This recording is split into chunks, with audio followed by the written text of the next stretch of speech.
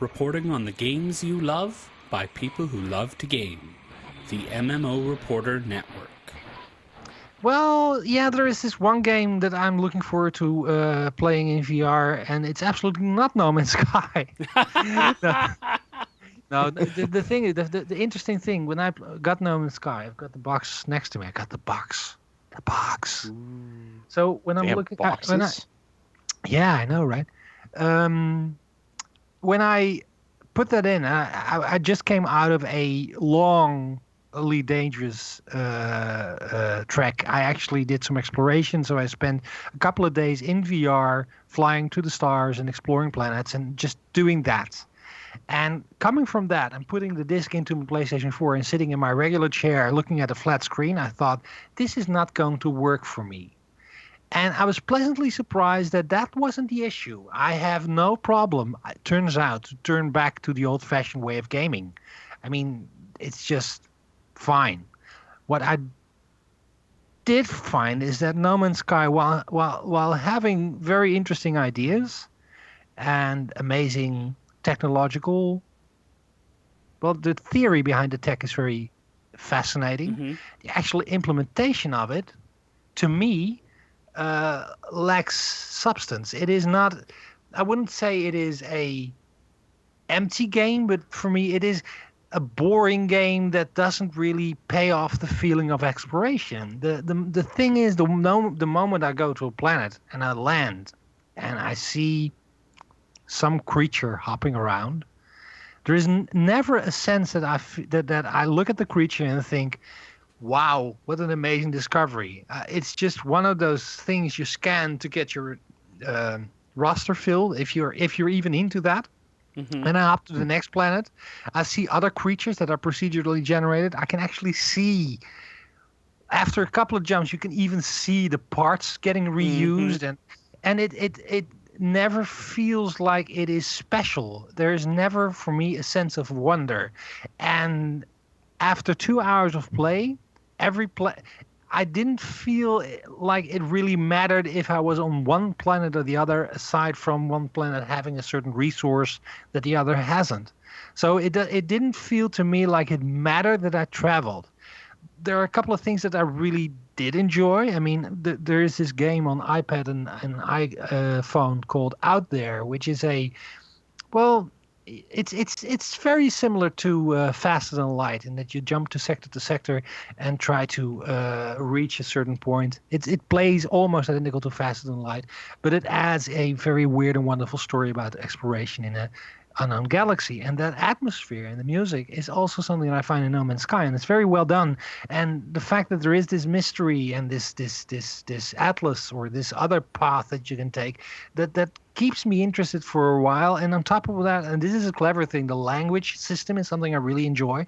The fact that by exploring and finding monuments and finding computers lying around you, you learn words in alien languages that help you communicate with different factions. It's also very interesting and intriguing to me because it deals with something that science fiction usually glosses over, namely the language barrier. So that's an interesting take on it.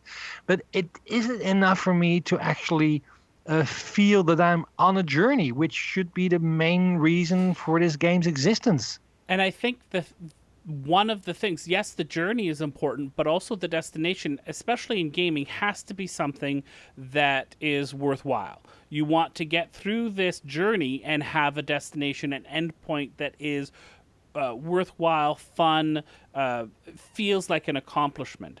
And for me, at least, I haven't finished the Atlas Path. I went down the Atlas Path for a while.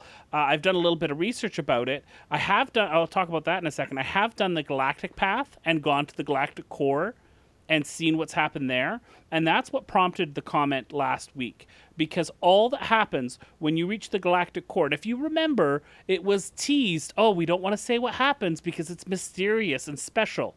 Do you remember hearing that in interviews and stuff? Yeah. It's mysterious, it's special, it's something we want players to discover for themselves. You just start in another fucking galaxy. They also said they actually joked, like, this is going to be something really special. You don't want players to reach the galactic core and then just start over again. That would be cruel. That's a literal quote from one of the And designers. that's what happens. Your ship is broken, your stuff is cracked, and you have to fix it all again. But that's it. That's you just restart all over again in another galaxy. And I went and I looked and I found a YouTuber who's gone through this 13 times. By the time he made this Yeah. video, had gone through 13 galaxies, and that's all that it was. It was just another galaxy, and even another person had cycled back through to their original galaxy. So yeah, That I almost sounds like that's the biggest trolling. disappointment to me. That's the biggest thing because if they had promised this big mysterious secret thing, and from I was talking about the Atlas Path, apparently it's basically the same thing too. There's no big surprise at the end of the Atlas Path. It's just, hey, look at that. You did this. You did a thing. Good job. Pat on the back. On your way. If you can't tell, I'm a little peeved at that. Bill, you were saying? I was just saying that it honestly sounds a little bit like trolling. Like it almost sounds like somebody decided that, yeah, let's just say this to screw with them a bit. Let's, yeah, I mean, and that's been really the being the guy that hasn't played No Man's Sky, but it's only kind of read the reviews and the controversy and that kind of thing. It in many ways it really feels like somebody said that, oh, just say anything, just build the hype. Doesn't even matter what you say. Just whatever you do, get the hype. That's what we're going to sell. Peter Molyneux, is that you? Oh. Yeah. I was Actually, just there's been an amazing number of comparisons to Peter Molyneux that I've seen. well, the thing that I am kind of pissed about, not to the level that Chris was, because I was bored more than angry, is that there are a couple of things there that I really like. For example, in many ways, the game plays and feels like the original Elite did back in the 80s. The way you go into the space stations, the way the trading and everything works, it's very, very, very similar to the old school original Elite. It also has some things that are directly taken from another game from that era, and you probably don't remember that game. It's called Mercenary. It was available on the Commodore 64 and the Commodore Plus 4 computers, which was a vector graphics game just like Elite, where you crash landed on a planet and actually had to traverse that planet and go into buildings and interact with different aliens from different factions and just basically find your own way to get off the planet. But you were involved in a civil war. Very abstract, but because we didn't have anything more than abstract back in the day. But all those systems seem to be there in No Man's Sky as well. So those were things that I was looking forward to experiencing. But it's almost like they never got round to fleshing it out to be an actual game.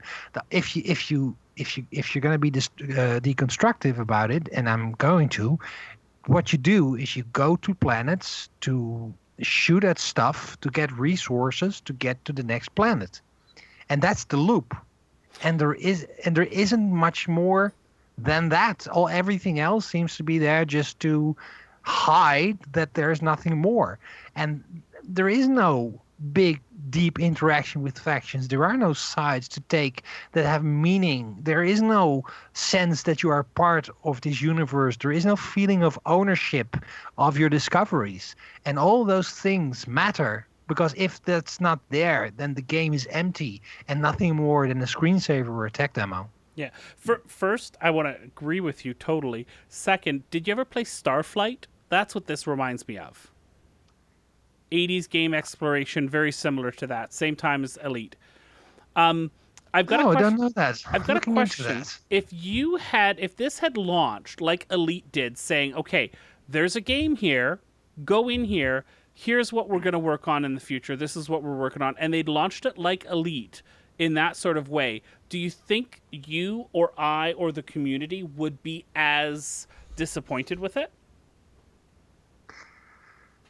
Because that's what it feels like. It feels like, not exactly like, but comparatively like Elite at launch. There's a whole bunch of features that Elite has now that Star Citizen even has now that frickin' Wing Commander had. But anyways, that It should have, it doesn't have, but I could totally see them adding it to the game. And this could be a good game in a year, in 2 years, but I don't know if it's going to survive. Well, the odd thing is my first response when I was playing it for after the first 1 or 2 hours was if I had played this game 20 years ago in this current state, it would have been the best freaking game I've ever played. Mm-hmm. Because technology was not that advanced and everything there kind of gave me a sense of wonder, and there was no internet. Well, hardly any internet, and especially not a big gaming culture movement on the internet to tell me about everything that's happening there. So I would have retained a sense of mystery. I think knowing everything and all the promises they made, and then being savvy enough to see what they did and what they didn't do, and then hearing on the internet, seeing the GIFs fly on every page about the penis monsters. there is just. There are several pages dedicated to penis monsters in No Man's Sky, and that kind of there is so. I think part of the problem is that the internet kind of sucked the wonder out of it.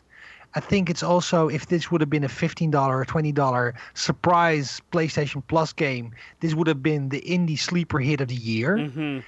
I think much of the problem has to do with expectation, but not all of it, because I didn't have many expectations. Because when I heard about this game, I thought this is not going to be what people think it's going to be. This isn't going to be a competition to Elite Dangerous or Star Citizen.